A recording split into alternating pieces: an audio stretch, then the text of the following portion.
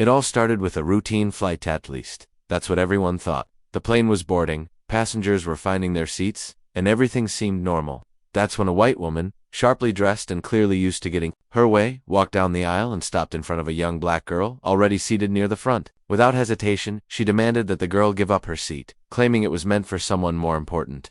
The young woman stayed calm, but her quiet confidence made everyone around her pause. Something about her presence didn't match the way she was being treated. As tension grew and heads turned, flight attendants hesitated, unsure whether to intervene. The woman grew louder, insisting she had status, miles, and money certain she deserved the spot more than some girl. But what no one, especially the demanding woman, realized was that this wasn't just any passenger. The young black woman she tried to belittle was no ordinary traveler. She didn't just have a ticket, she had something far more powerful. She had ownership. Passengers began whispering. The flight crew stiffened, and even the pilot seemed to pause as word started spreading. Who was this girl? Why hadn't she spoken up yet? The answer was about to change everything. And when it came out who she really was, didn't just silence the rude passenger, it stunned the entire cabin. What happened next left everyone speechless. And you won't believe how this flight ended. The murmurs in the cabin grew louder. A few passengers pulled out their phones, trying to stay discreet, sensing something unusual was unfolding.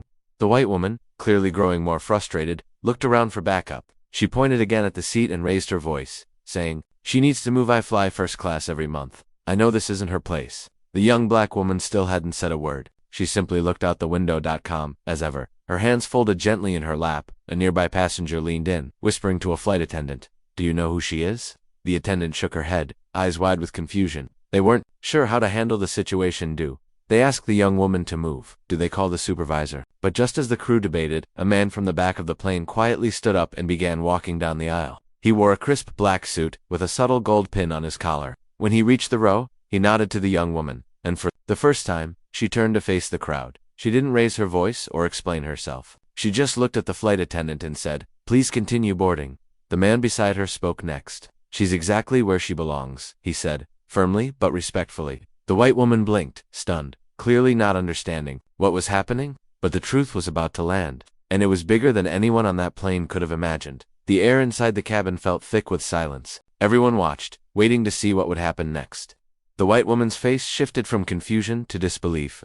"What do you mean, she's where she belongs?" she asked, looking at the suited man, hoping for some kind of explanation, but he didn't offer one. Instead, he simply gave a slight nod and took a seat a few rows behind the young woman, like this was all part of a plan. The flight attendant, now clearly nervous, pulled out a tablet and began checking the passenger list again, trying to make sense of the seating. Her eyes widened slightly when she reached a name that didn't just appear once, but stood at the very top. It wasn't just a ticket holder's name, it was under ownership records. That's when things got interesting. A few rows back, a teenage girl traveling with her father leaned over and whispered, "Dad, is that the woman from the magazine you showed me?" He stared a little closer, recognizing the quiet passenger's face. "I think it is," he whispered back. "She's the CEO, the one who bought the regional airline group last year?" The daughter's eyes went wide. "She owns this airline." Meanwhile, the white woman still stood there, refusing to let go of her assumption. "I don't care who she is," she snapped. "I paid for this seat." The young woman turned her head just slightly, her calm demeanor unwavering. And still, she said nothing. But soon, her silence would speak louder than anything. By now, nearly everyone on the plane was paying attention. Some pretended to read, others stared openly, but the focus was locked on that one row. The white woman's voice had lowered, but her frustration hadn't. She crossed her arms and muttered, "This is ridiculous. I should have been upgraded. I have been loyal to this airline for years." A flight attendant gently asked her to return to her assigned seat, but she stood her ground. "No, not until someone explains why she gets to sit here." The young black woman finally shifted in her seat, her gaze slowly rising to meet the woman's. Her expression was steady, her tone calm, but something about her eyes held power, real, quiet authority. Still, she didn't speak. The suited man who had addressed the crowd earlier stood again, this time holding a small black folder. He handed it to the lead flight attendant, who looked over it briefly before whispering something to the co-pilot standing nearby. The pilot, alerted through the intercom, stepped out from the cockpit and joined the scene. Passengers whispered, louder now, words like executive, owner, and CEO floating through the air. The woman's confidence began to waver. She looked around, suddenly aware that she might not be in control anymore. "Are you saying she owns the airline?" she asked, her voice quieter now. The pilot looked at her, then at the young woman, and simply said, "Ma'am, I think you should sit down." The moment hung in the air, tense, quiet, and ready to explode. The woman hesitated, eyes darting between the pilot the folder in the attendant's hands, and the young black woman still seated calmly by the window. Slowly she took a step back, but then something unexpected happened. A man in business casual, seated 2 rows behind, suddenly stood up. "Excuse me," he said loudly, holding up his phone. "I work for corporate, and if she's who I think she is, this changes everything." Everyone turned. The tension didn't break, it deepened. He stepped forward, glancing at the seated woman with a mix of disbelief and something like recognition. "That's Maya Andrews," he said. "She didn't just buy into this airline. She's the silent majority shareholder. The company restructured 6 months ago under a private deal. She's technically not just an owner, she's the boss of the entire airline group." Gasps spread through the cabin. The woman who had started it all stood frozen, her mouth slightly open. "But why would she be flying like this? Why wouldn't she'll have her own jet or something?" The woman blurted, now visibly nervous. The suited man stepped forward again, this time speaking with calm authority. "She does have a jet, but today, she chose to fly commercial to see how her airline treats people when they think no one important is watching." Every face turned toward the crew.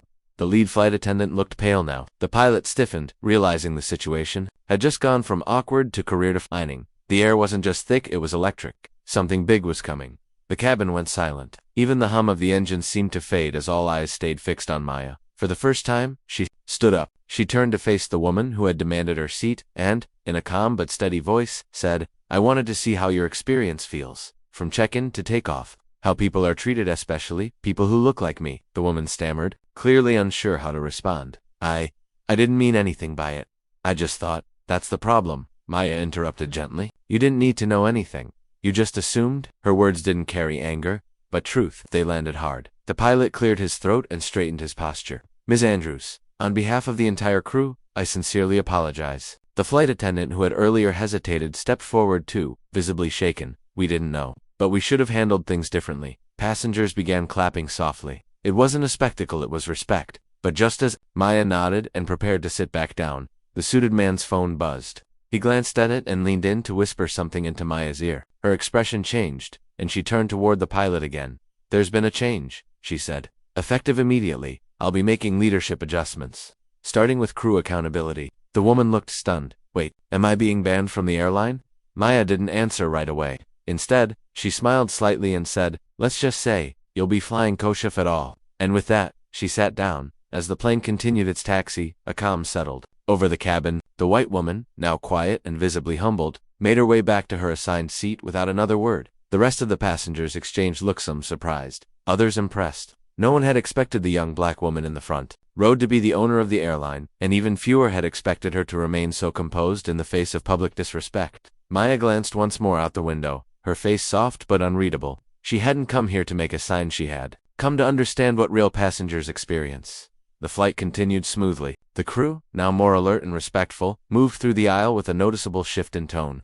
That small moment of truth had shaken more than just one entitled passenger. It had exposed how easy it is for people to judge by appearance and status, and more importantly, it reminded everyone that power doesn't always speak loudly. Sometimes, it just listens. As they landed, a few passengers then